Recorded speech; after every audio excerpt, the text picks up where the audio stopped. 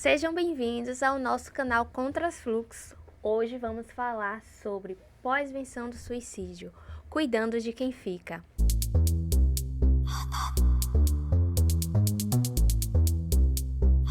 Me chamo Luana Rodrigues, sou psicóloga clínica e hoje estou aqui com os psicólogos Rafael Araújo, Fabiana Gouveia e Fernanda Siqueira. Sejam bem-vindos. Eu sou Fernanda Siqueira, sou psicóloga clínica, estou me especializando agora em pós-venção e suicídio.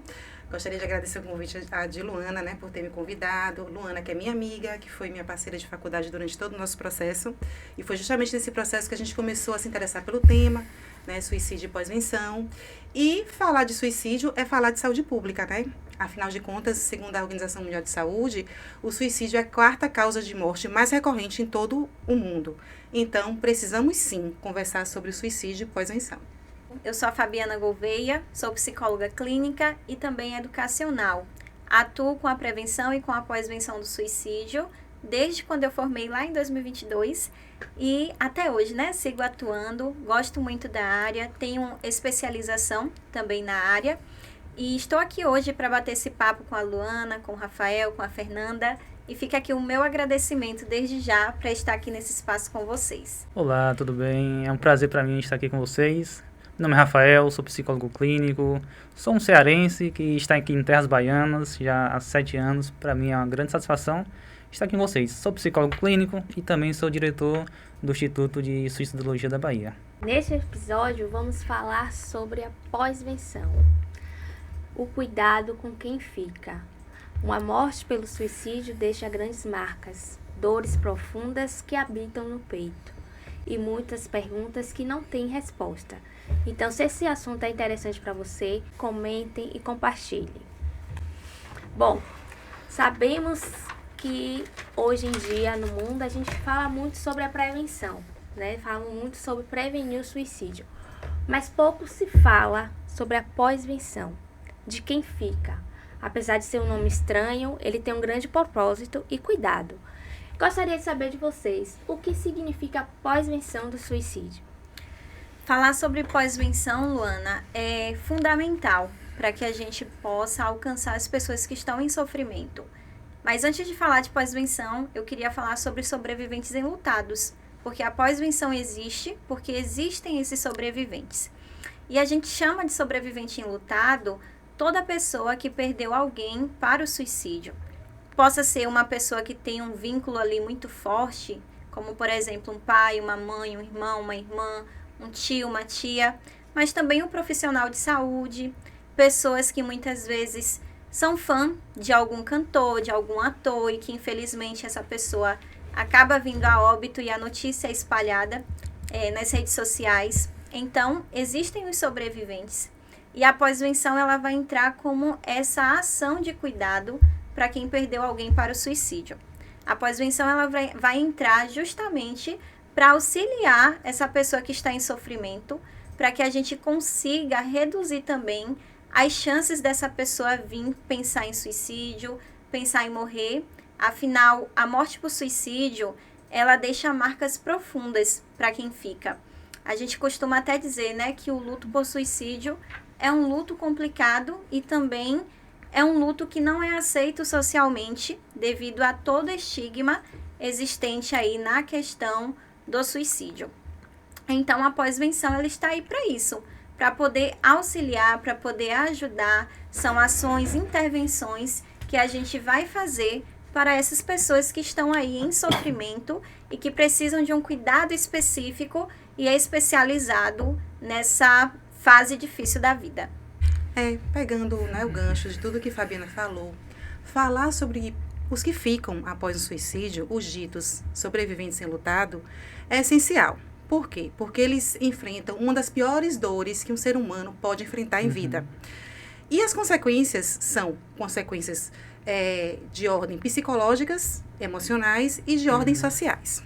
Quando eu falo de ordens psicológicas e emocionais, a gente fala sobre os sentimentos, que é o quê? Culpa, rejeição, depressão, tristeza. E quando a gente fala de cunho social, a gente está falando de quê? Dos estigmas, que ainda existe muito sobre essa temática, e também sobre a falta de compreensão social.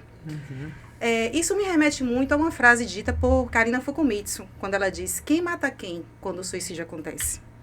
Aí eu queria saber de vocês por que realmente é tão importante a gente estar falando sobre os enlutados pelo suicídio. Essa pergunta, Fernanda, ela é muito interessante, porque assim, quando a gente fala do suicídio, ainda se existem muitos estigmas, muitos tabus, e aí a morte do suicídio, ela é muito violenta, sabe? Então, assim, falar sobre o luto daqueles que ficam, falar sobre a prevenção, falar sobre a pós-venção, ela é de suma importância. Por quê? Estudos mais antigos, eles diziam que até 6 pessoas eram impactadas. Estudos mais recentes já traz que pode ser até 135 pessoas. Só que alguns autores, eles trazem que isso pode ser de forma imensurável. Pode impactar uma família, uma rua, um bairro inteiro, uma cidade. E quando é pessoas famosas, aí a gente nem consegue mensurar o tamanho do impacto. E como você mesmo falou, Fernanda, as consequências são devastadoras. Muitas pessoas vão enfrentar depressão. Se alguém muito próximo, pode as ideações aflorarem ainda mais. O estresse pós-traumático também acontece muito. Então a gente vê que é muito importante falar, justamente por todas essas consequências, todo esse impacto. E a gente já está pegando um pouquinho do que Fabiana falou, a pós-venção. Ela é muito importante. A gente vê, escuta, fala muito sobre a prevenção. Porém, a pós-venção é algo ainda muito raro na nossa realidade brasileira. Se eu não me engano, acho que é 3 estados só que tem programas de pós-venção. Na federação aí de 27, a gente ter só 3 é muito pouco. Por isso que a gente fala que a pós-venção também é uma forma de prevenção. Porque a gente precisa trabalhar com aquelas pessoas que vão ficar.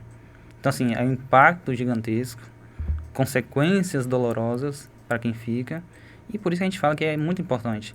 E a pós-venção já entra nisso. A gente precisa realmente falar mais, a gente precisa criar mais abertura para falar. Mesmo diante dos impactos, mesmo diante dos estigmas, é muito importante.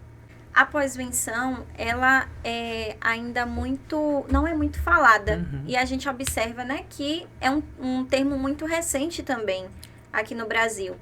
Quando chegou esse termo aqui, foi através, se eu não me engano, da dissertação, ou foi da tese da doutora Karen Scavacini, do Instituto Vitaleri, que é uma das maiores referências que a gente tem no Brasil, né, sobre prevenção e pós-venção. Então, através dos estudos dela, esse termo chegou.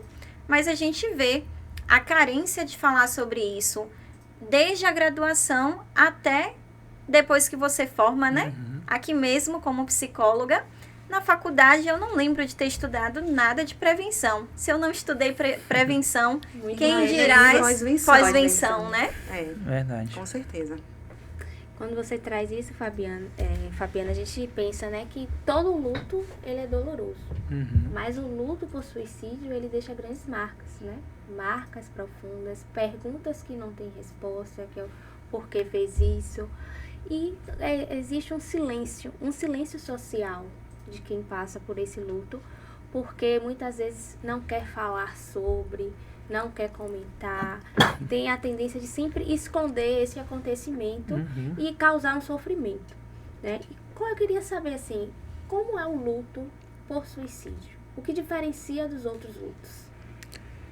Como eu falei, a morte por suicídio, ela é violenta, ela traz muitos impactos. E para quem perdeu alguém, né, um parente, um amigo, vem diversas coisas, tipo a culpa, porque eu não vi, onde foi que eu errei, a vergonha também das pessoas que perderam alguém para o suicídio, e até como você falou, Luana, os porquês. Por que aconteceu isso? Por que aconteceu aquilo? E aí a pessoa que perde alguém para o suicídio, ela é tão impactada e começa. Vinha o que eu disse, né? A culpa, vinha a vergonha, aí vem muitas pessoas que não querem ajudar, são os famosos curiosos, aí vai perguntar, que no momento é errado. E aí aquela pessoa que perdeu alguém, ela começa a se isolar, começa a ter essas consequências, se isolando e sofrendo cada vez mais. Como eu falei anteriormente, várias consequências. Aí vem as ideações, pode se estender mais na depressão, um estresse pós-traumático, e a pessoa vai se isolando e também sofrendo. Eu volto de novo e falo, né? A pós-venção ela é muito importante para essas pessoas, porque essas pessoas precisam ser acolhidas. Como eu disse, a gente fala muito da prevenção, mas pós-venção pouco se fala. Exatamente. E principalmente a culpa, né? Quando a gente pensa no suicídio, lembra logo a culpa, os que ficam. Aí começa a se questionar, será que eu não prestei atenção direito? Será que eu poderia ter interpretado melhor aquela frase que ele disse? E aí eu queria saber, existe culpa do sobrevivente? Como lidar com esses sentimentos? Com certeza. A culpa, ela acaba aparecendo. Afinal, como o Rafael disse, né, a morte por suicídio é uma morte violenta, é uma morte que acaba deixando ali marcas profundas. Então, vamos imaginar aqui a situação de um pai ou uma mãe que perdeu um filho para o suicídio. Quantos questionamentos do tipo, como eu não percebi, eu poderia ter evitado, eu falhei, eu errei, eu não dei a atenção necessária. E a gente sabe que o suicídio ele é muito complexo. Então, essa pessoa, ela acaba sim tendo culpa, ela acaba muitas vezes carregando isso e tendo dificuldade até para manifestar esse sentimento, porque o suicídio ainda é um tabu. Quando a gente trata isso na sociedade, a sociedade ainda não recebe da mesma forma que, por exemplo, vamos pensar uma pessoa que morreu por acidente, todo mundo se sensibiliza, todo mundo acolhe, todo mundo tenta ajudar ali aquela família. Não estou dizendo que uma morte é maior, ou é pior ou menos pior que outra, né? Mas a gente entende esse tabu em torno do suicídio. Então, imagina essa pessoa que perdeu esse alguém, ela não tem com quem falar, esses sentimentos eles vão se acumulando. E aí é importante ter essas intervenções, seja através, né, de um apoio psicológico individual, seja através dos grupos de apoio voltados aí para sobreviventes enlutados, mas a gente com certeza entende que esse sentimento existe e que ele faz parte do processo do luto. Só que essas intervenções, elas vão entrar, né, tanto as intervenções individuais quanto as grupais, e aqui eu abro assim um parênteses enorme para falar sobre as intervenções grupais, o quanto que elas são potentes, porque essa pessoa ela acaba se conectando com outras pessoas que estão vivenciando uma experiência parecida. Então, é importante, essas ações elas são fundamentais para que esse sobrevivente enlutado ele consiga lidar melhor com essa situação, com esses sentimentos, para que ele encontre também um grupo ou uma pessoa a qual vai ouvi-lo e ajudá-lo a lidar com todos esses sentimentos, que não é só a culpa, né, mas diversos outros, como a questão da frustração, a questão da raiva, da tristeza, da angústia. Então, esses grupos, essa pessoa ali que vai estar auxiliando esse sobrevivente, vai estar ajudando ela a passar por esse processo de luto, que é um processo de luto totalmente delicado. O que dizer para essas pessoas enlutadas? Porque muitas vezes, no intuito de ajudar, alguém pode dizer algo que machuque. A culpa não é sua, a escolha foi dele. Então, isso acaba gerando muito sofrimento e acaba contribuindo para depressão, isolamento social. Então, o que dizer e não dizer para uma pessoa enlutada pelo suicídio? Nesse momento, Luana, não é sobre a frase certa, mas é sobre você ser um lugar ali para que o outro ele possa existir na dor.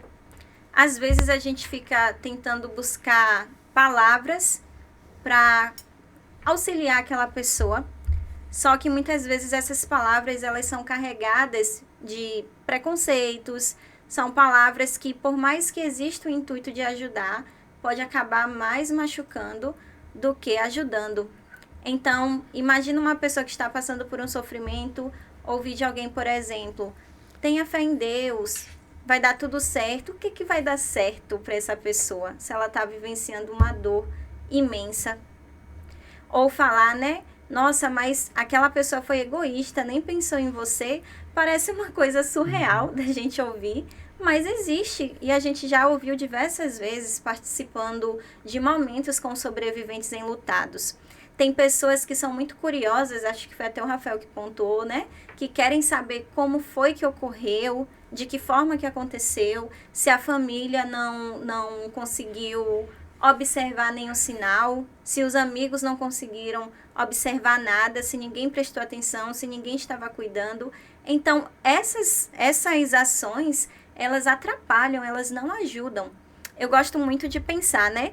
Como eu gostaria de ser tratada passando por uma situação parecida com a que esse outro está vivenciando.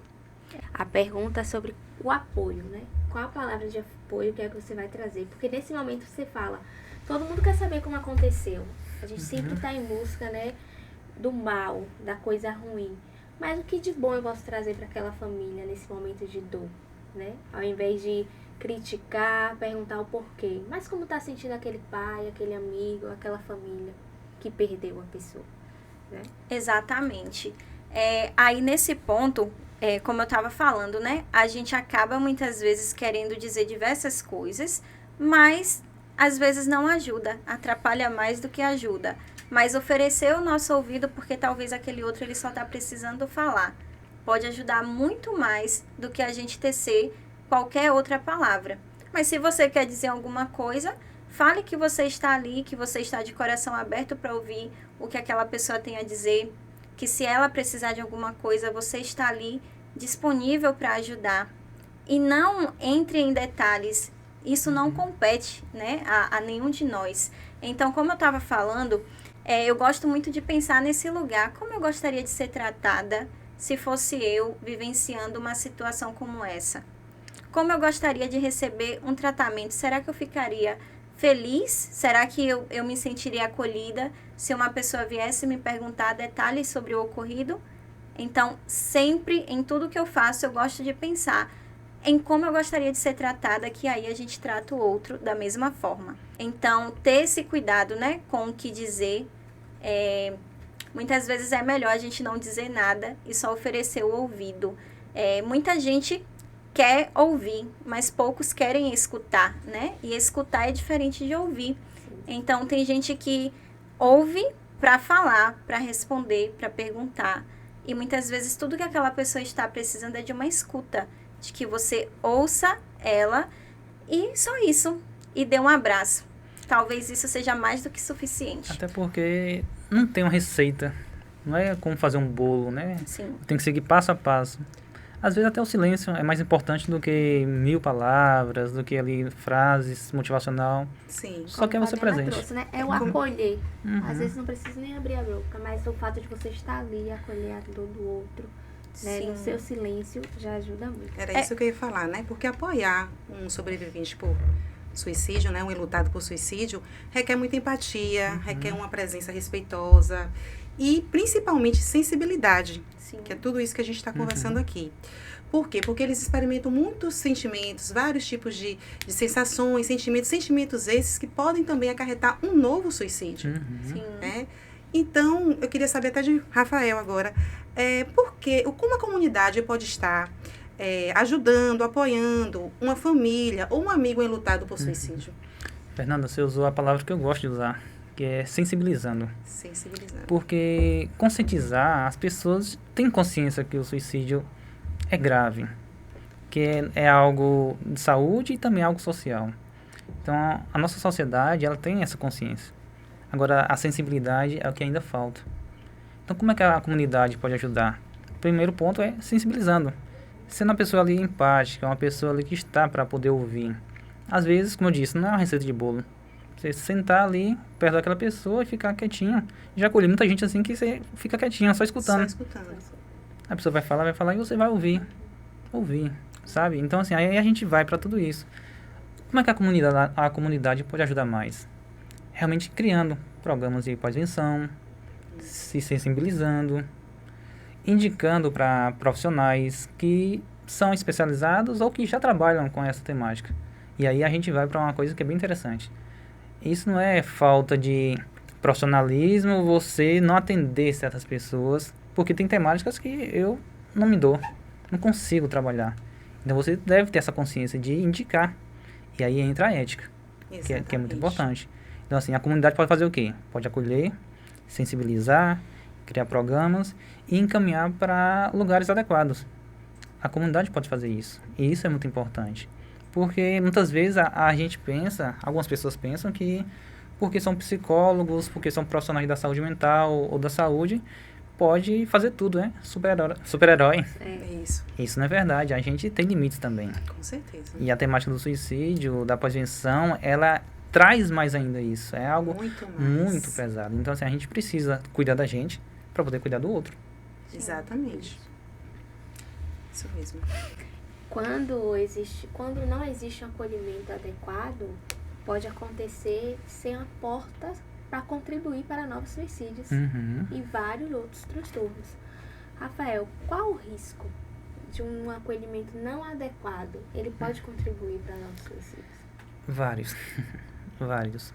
Primeiro, porque, digamos que foi um suicídio ali em uma comunidade. A comunidade inteira, praticamente. A gente não sabe dizer se não são todos, mas várias pessoas ali vão estar impactadas. Se elas estão impactadas, elas estão mais vulneráveis a ideações, então, e um impacto grande. Um segundo ponto que a gente trabalha também no campo da suicidologia é justamente o efeito contágio, que também acontece muito. Você pode prestar atenção, quando morre alguém por suicídio, geralmente vai ter ali uma série de suicídios.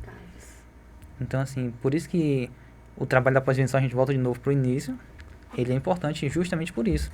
Porque várias pessoas vão estar ali vulneráveis, várias pessoas vão estar ali precisando realmente serem acolhidas e serem realmente tratadas. Então, assim, é algo muito sério. Então, é importante para as pessoas entenderem isso. Vai estar todo mundo ali vulnerável. Que conheça, e esse é um detalhe importante, que conheça ou que não conheça a pessoa que morreu, todos são impactados ali. Soube da notícia, você já fica ali, muitas vezes, triste e tal, angustiado. Exatamente. Aí vem os porquês que aí fica na nossa cabeça. O que foi que a pessoa estava passando? Por que a pessoa fez isso? Será que ninguém viu? Será que De ninguém quem é a viu? culpa? De quem é a culpa?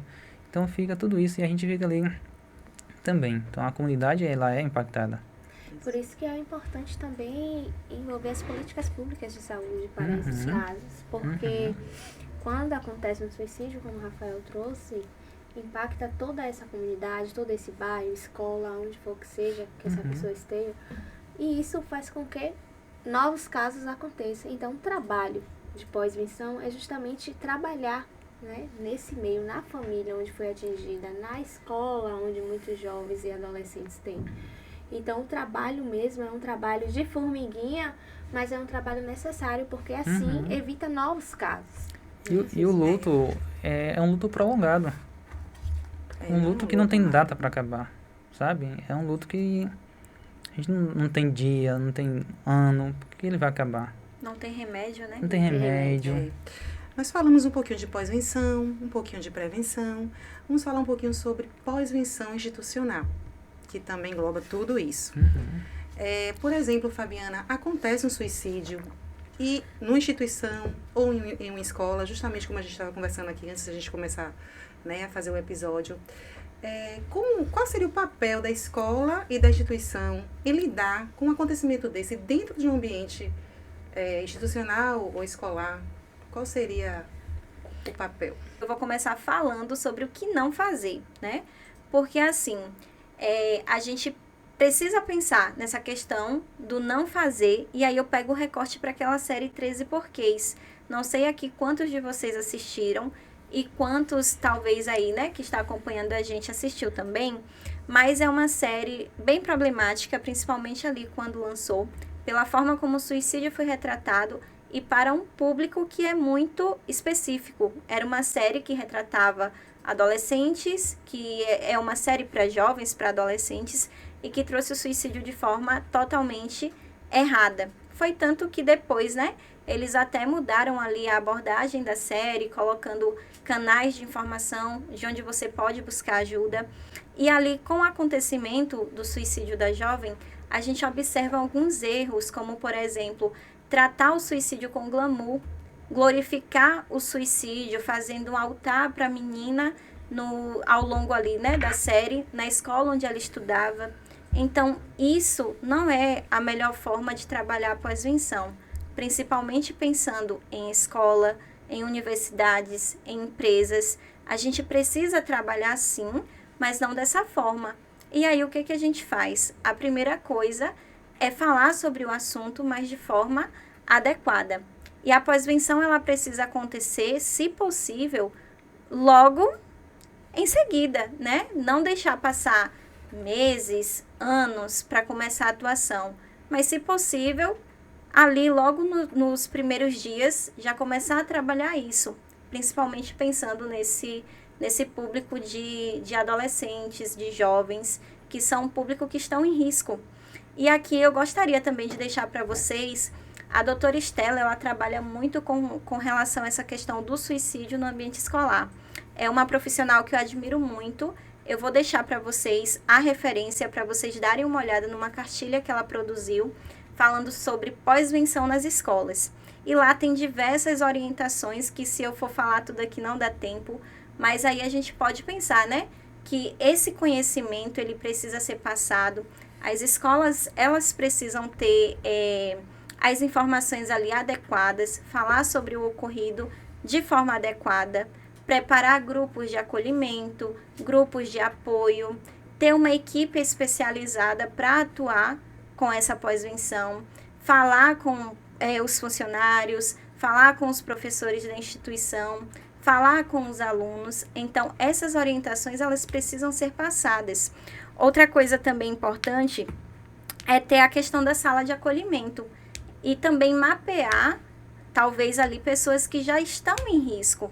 Então, uma pessoa que já tem ideação suicida, uma pessoa que está passando por um quadro depressivo, uma pessoa que já sofre com ansiedade ou com qualquer outra questão que a coloque em risco, é importante fazer esse mapeamento para justamente acolher essa pessoa, porque a gente entende que ela já está em risco e com a ocorrência desse suicídio, esse risco pode aumentar.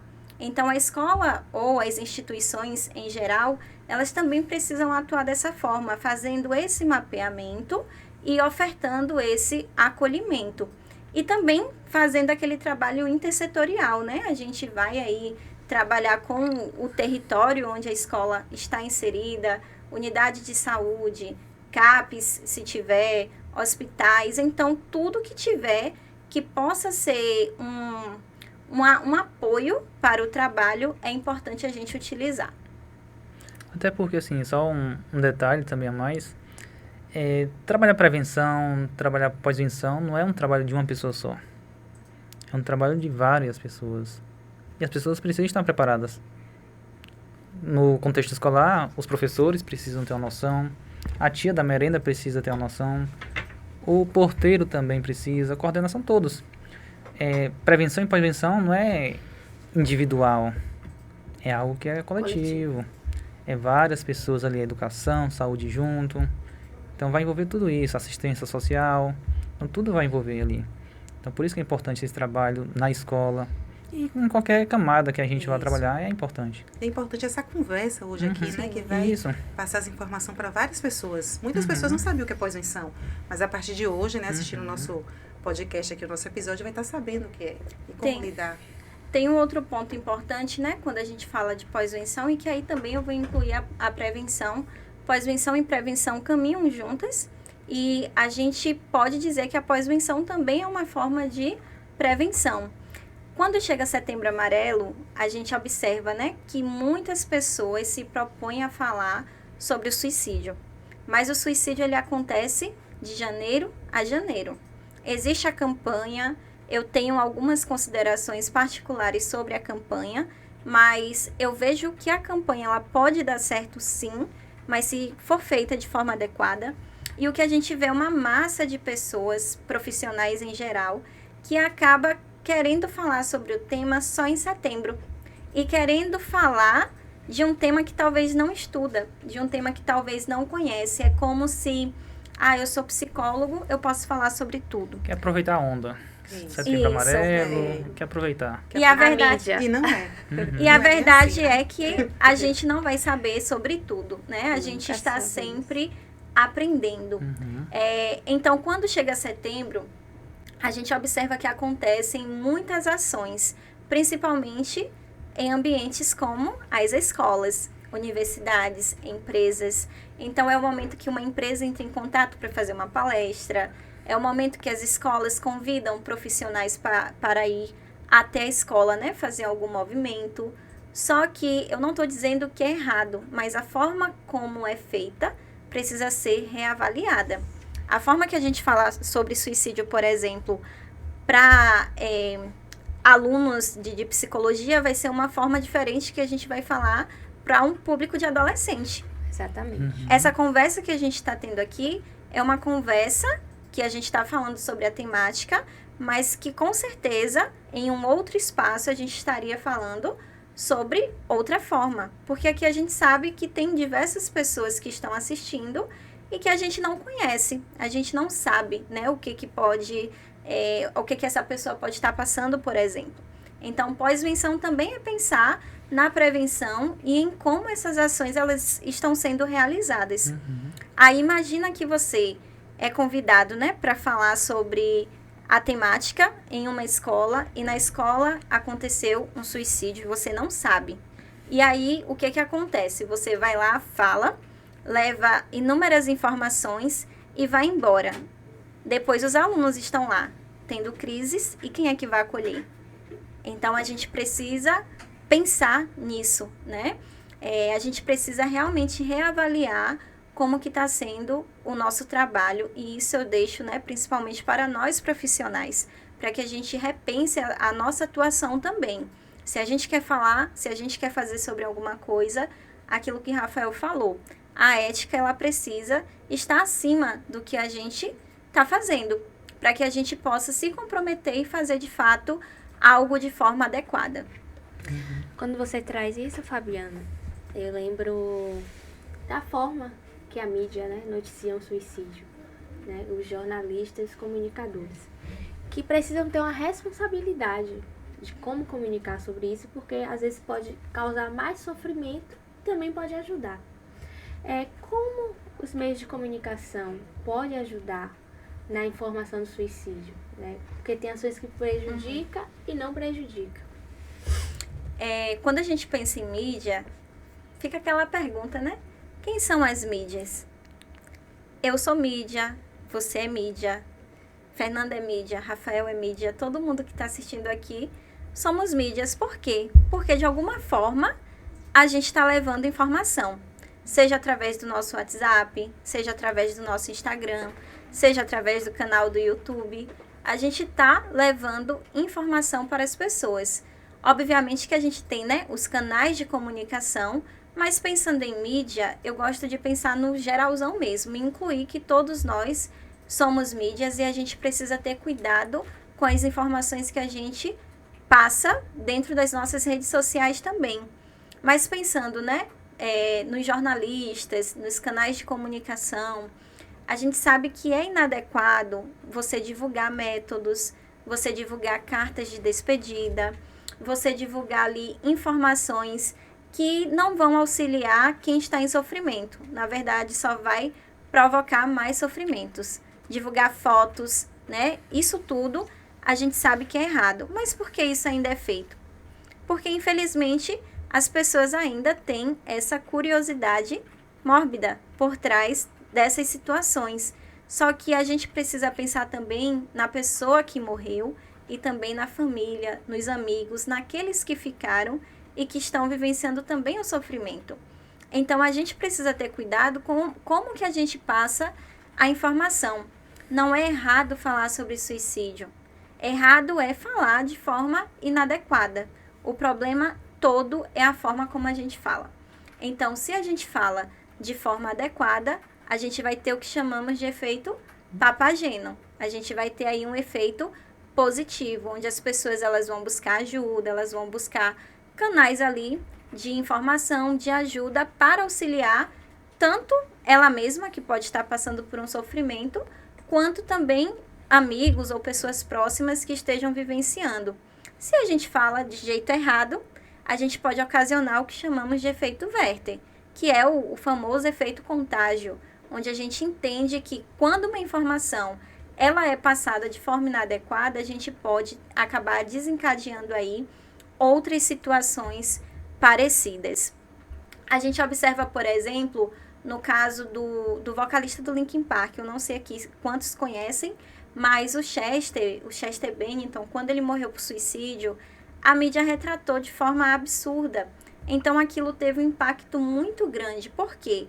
Ele era um vocalista famoso, de uma banda famosa, de uma banda que tem um público adolescente, jovem, adulto, e a forma como foi retratado, várias pessoas se identificaram com a história de vida dele. Ou seja, imagina o que isso pode ter ocasionado. Tem até alguns dados assim de pesquisas que mostram, né, sobre alguns atores, cantores que morreram por suicídio e o quanto que isso provocou o que chamamos de efeito Werther. Então, ter esse cuidado é fundamental. E até assim, eu fico feliz, sabe, com o convite de vocês. A gente está em julho. Não é aquelas pessoas que só querem convidar no mês de setembro, por conta da campanha. Aí vocês vão ver, em setembro aparecem vários especialistas, né? Não só nos convites, mas sim, vários especialistas que não estudaram nada o ano inteiro, mas aí chega por conta da mídia, por conta da visualização, querem trazer e, em vez de ajudar, atrapalha mais do que ajuda. Certo. E como é de costume do nosso programa, os nossos convidados, os belos convidados que tivemos hoje, deixam uma mensagem, uma frase, uma pergunta para os nossos ouvintes. Aproveitem, deixem o contato de vocês, como vocês atendem. Esse é o momento de vocês. A mensagem que eu deixo, Fernanda, para os sobreviventes enlutados, procure ajuda. Procure ajuda, tem vários grupos, a gente vai deixar alguns grupos para poderem estarem procurando. Tem a Brases, Vitaleri, a BEPS também, são várias instituições e ONGs que estão para ajudar aquelas pessoas que são sobreviventes enlutados. E a mensagem para os profissionais é justamente que se capacite o ano inteiro. A capacitação, ela é fundamental. Se você quer trabalhar com essa temática, se capacite. Se você não quer trabalhar, você vai ter que estudar, porque de alguma forma chega para você o impacto de alguém que se perdeu, que seja conhecido seu ou não. E a última mensagem é justamente essa: prevenção e pós-venção no suicídio é o ano inteiro. Que inclusive é o slogan do nosso instituto, né? Sim, a gente sempre coloca no instituto esse slogan de que prevenção e pós-venção a gente faz o ano todo.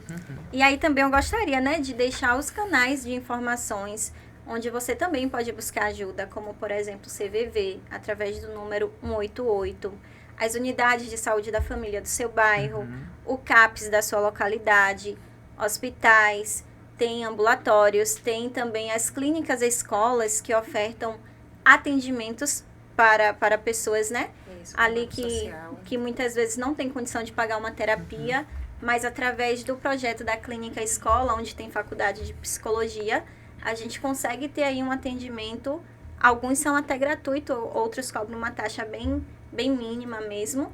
Então, busque ajuda, de fato. Tem o Instituto de Suicidologia, que é o nosso Instagram, Instituto de Suicidologia da Bahia, ou então você pode abreviar INSUI. Coloca INSUI, _, você vai encontrar o nosso instituto lá. A gente trabalha de forma online, a gente oferece tanto para programas gratuitos, como também com a taxa mínima. Sim. Tem também o meu Instagram, Psicologia Eficiente, você pode achar lá vai estar meu número. Então pode ficar à vontade. E você também, né? Pode me encontrar aí no meu Instagram, @fabianapsicologia_. Lá também, logo na bio, você vai ver que tem o Instagram do Instituto.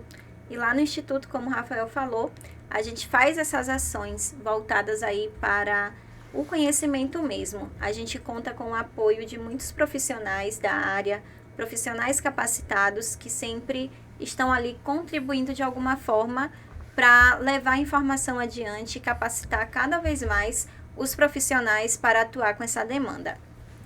Muito bem. Tem uma frase de Karina Kupmitz, para a gente finalizar com ela: se tem vida, tem jeito. Uma vida vai para o suicídio, mas outras vidas são marcadas, mas a vida continua. Então, se você precisa de ajuda, vamos deixar todos os contatos. Se cuide e cuide de quem você ama. Ficamos por aqui. Agradeço a presença de Rafael, Fabiana e Fernanda, que compôs essa mesa tão linda e tão rica com esse tema. E já vou deixar aqui, se você gostou desse tema, compartilha bastante, curte e comente, para que novos diálogos como esse possam ter espaço.